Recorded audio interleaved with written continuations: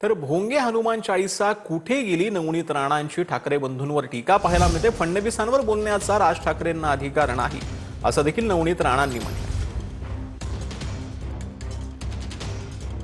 जनाब उद्धव ठाकरे जी हैं वो।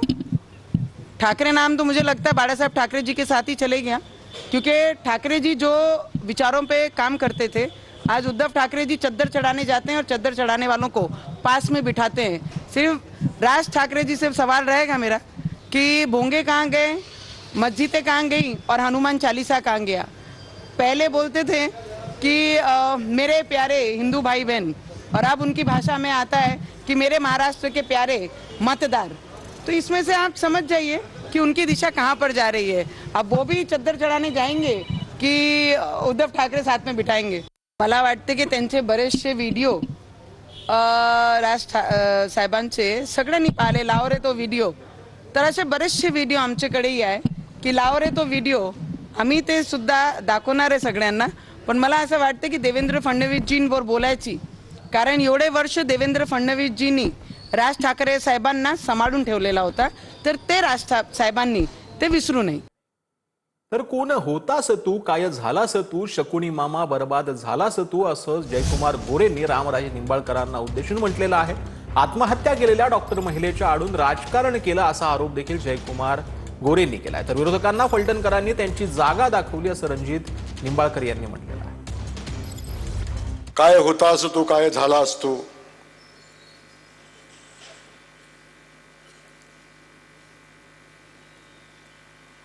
असे कसे शकुनी मामा बर्बाद झालाच तुम्ही।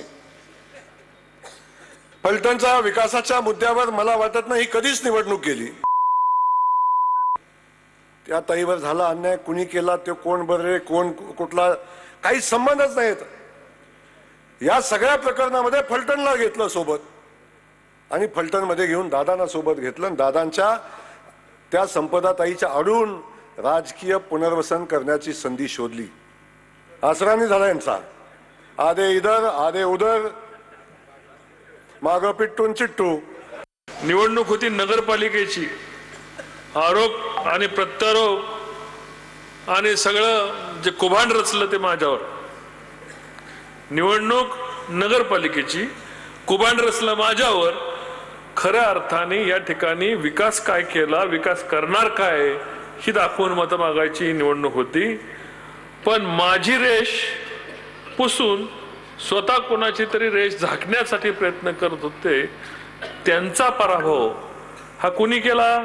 हा सर्वसामान्य या ठिकाणी बसलेल्या माझ्या फलटणकर सर्वसामान्य नागरिक बंधू भगिनींनी केला। आम्ही करू शकतो का? आम्ही नाही करू शकत। मला तर फलटण शहरामध्ये मतदाराचा पण अधिकार नाही।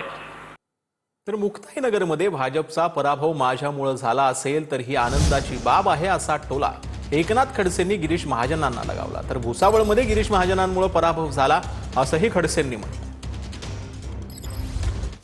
गिरीश महाजन सोयीनुसार बोलतात। नगरला भाजपचा पराभव एकनाथ खडसेंमुळे झाला, तर मला माझ्या दृष्टीने ते आनंदाची बाब आहे।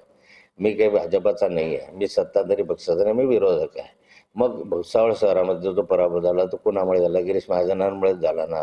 मग अन्य ठिकाणी मग चोपड्याला भाजप आले नाही, यावलला भाजप आलं नाही, भडगावला नाही, पारोळ्याला नाही, पाचोऱ्याला नाही, भुसावळला नाही, अनेक ठिकाणी भाजप आता पराभव झाला। या पराभवाला जबाबदार कोण? ज्यांनी ही जबाबदारी घेतली तेच जबाबदार असतील की नाही? चंद्रपूर महापालिकेत काँग्रेसचा महापौर होणार, खासदार प्रतिभा धानोरकरांकडून विश्वास व्यक्त करण्यात आलाय। चंद्रपूर महापालिकेवर प्रथम महापौर हा काँग्रेसचा होता असंही खासदार प्रतिभा धानोरकर यांनी म्हटलं। 100% आपण बघितलं असेल की जेव्हा 2012 मध्ये महापालिकेची स्थापना झाली तेव्हा पहिला म्हणजे महापौर हा काँग्रेसचा होता। मागील 10 वर्षापासून भाजपाचा महापौर त्या ठिकाणी आहे, कारण चंद्रपूरमध्ये देखील काही अंतर्गत वाद हे पक्षांतर्गत होते आणि त्याच्यामुळे भाजपाचा महापौर त्या ठिकाणी आला। पण आता तसा कुठलाही वाद पक्षात नाही आहे।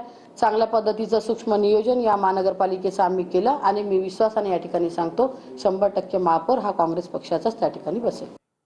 ठाकरे बंधूंनी भाजपा नेते रावसाहेब दानवेंची बिनपाण्याची केली। ठाकरे बंधूंच्या टीकेनंतर माजी आमदार चंद्रकांत दानवेंचा रावसाहेब दानवेंना हा टोला पाहायला मिळतो।